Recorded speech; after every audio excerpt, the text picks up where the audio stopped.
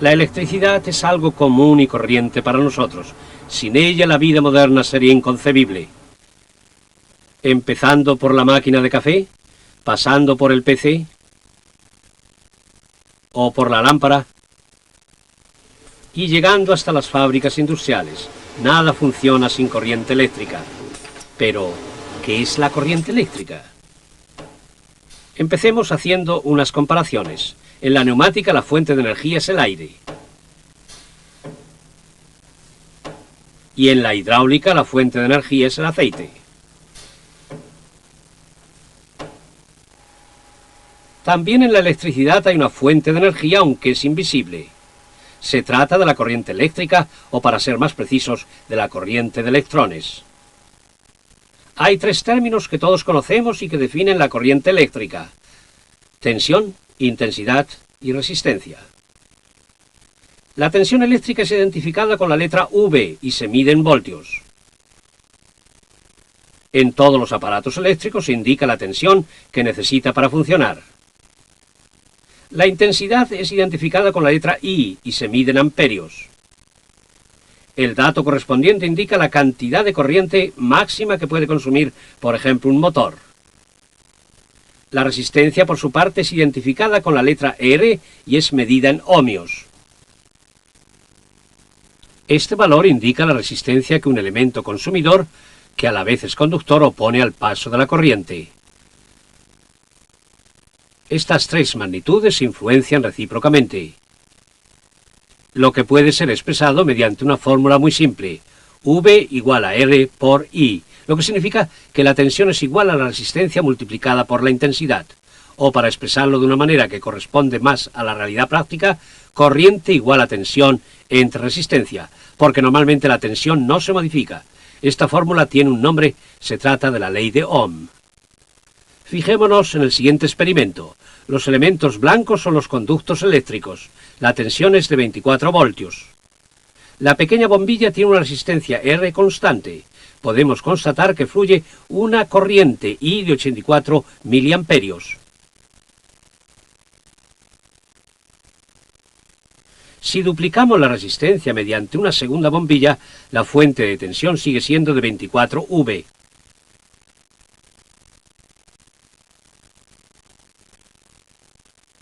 Pero las dos bombillas que consumen corriente y que están conectadas una detrás de la otra provocan una división de la tensión en función de sus respectivas resistencias. Vemos que obtenemos 2 veces 12 V.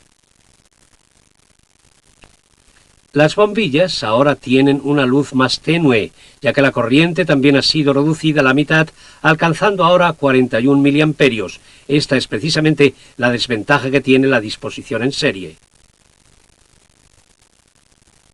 Tratándose de una conexión en paralelo, tal como vemos aquí, la situación es diferente.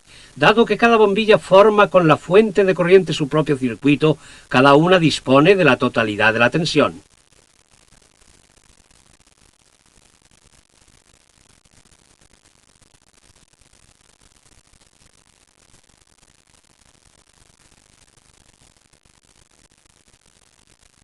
Por cada bombilla fluye la totalidad de la corriente eléctrica. Las dos bombillas se iluminan con la misma intensidad que se iluminó la bombilla sola al principio del experimento. Esta es la razón por la cual normalmente solo se usan conexiones en paralelo en sistemas eléctricos. Ya hemos dicho varias veces que fluye corriente, pero ¿por qué fluye? ¿De dónde viene y hacia dónde va? Utilicemos un acumulador como fuente de corriente. Vemos que tiene dos conexiones, o para ser más precisos, dos polos, un polo positivo y un polo negativo. Si conectamos una bombilla a uno de los polos, no sucede absolutamente nada. Solo si también conectamos el otro cable al segundo polo, se enciende la bombilla, porque ahora está cerrado el circuito, por lo que la corriente puede fluir. Además, no importa cómo se conecte la bombilla, puesto que se ilumina dando igual qué cable se conecta con qué polo. Lo único que importa es la diferencia de tensión existente entre los polos. Pero, ¿por qué se enciende la bombilla? ¿Por qué varía la intensidad de la luz? Estas preguntas también las podemos responder recurriendo a la ley de Ohm. La espiral de la bombilla tiene una resistencia que por lo pronto supondremos que es constante. Siendo la tensión de 12 V, fluye una corriente de 41 miliamperios. La resistencia de rozamiento provoca un calentamiento de la espiral cuando pasa la corriente hasta que se pone al rojo vivo. Si aumentamos la tensión a 24 V, la corriente se duplica a 84 miliamperios, lo que significa que ahora pasa la doble cantidad de electrones por la espiral, con lo que ésta se calienta aún más. Así la bombilla se ilumina con mayor fuerza. Hablemos brevemente de la potencia eléctrica. Las dos bombillas reciben corriente de la misma tensión, pero aún así una se ilumina con más fuerza que la otra. La razón es que la toma de corriente es diferente. La bombilla menos clara es de 25 vatios, por lo que fluye menos corriente que a través de la bombilla más clara, que es de 60 vatios. El vatio es la magnitud de la potencia eléctrica y es el resultado de la multiplicación entre la tensión y la intensidad. Todas las unidades consumidoras de energía eléctrica que funcionan según este principio y que ofrecen luz y calor son denominadas consumidores óhmicos. Fijémonos a continuación en un fenómeno que todos conocemos muy bien, el cortocircuito. ¿Qué sucede realmente cuando hay un cortocircuito? Si unimos los dos polos de una fuente de corriente, fluye una corriente muy alta, ya que los electrones no son frenados por ninguna resistencia ofrecida por una unidad de consumo. En consecuencia, se produce una temperatura extremadamente alta que provoca la fundición del conductor o la destrucción de algún elemento.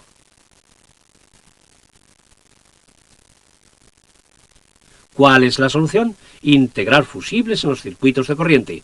Un fusible se funde y así evita que se produzcan otros daños. Entre tanto, hemos conocido dos efectos que tiene la corriente eléctrica, es decir, luz y calor.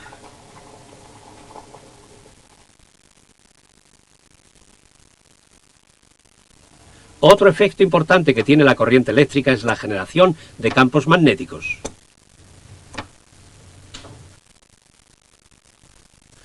Todos los conductos por los que fluye corriente eléctrica crean un campo magnético cuya fuerza depende de la intensidad de dicha corriente.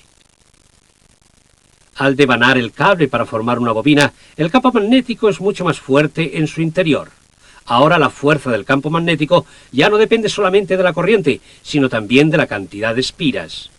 Si a esta bobina le agregamos en su interior un núcleo de hierro dulce, aumenta considerablemente la fuerza del campo magnético. Este es el principio que hace funcionar a los electroimanes.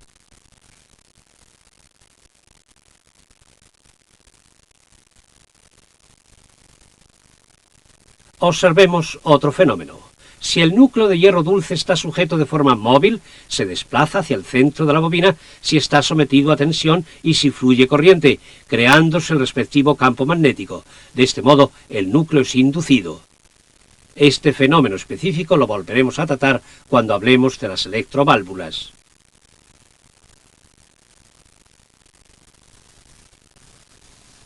Los campos magnéticos son la forma de energía eléctrica más frecuente en la electroneumática y la electrohidráulica, ya que aparecen en los relés, los contactores electromagnéticos y en las electroválvulas.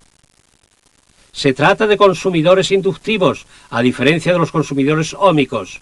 A propósito, los motores eléctricos también son consumidores inductivos. Recordemos brevemente cuáles son los peligros de la corriente eléctrica.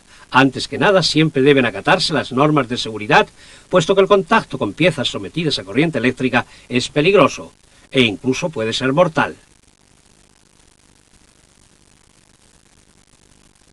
Como acabamos de ver, un cortocircuito puede tener consecuencias fatales, ya que puede provocar un incendio o, por ejemplo, destruir las instalaciones.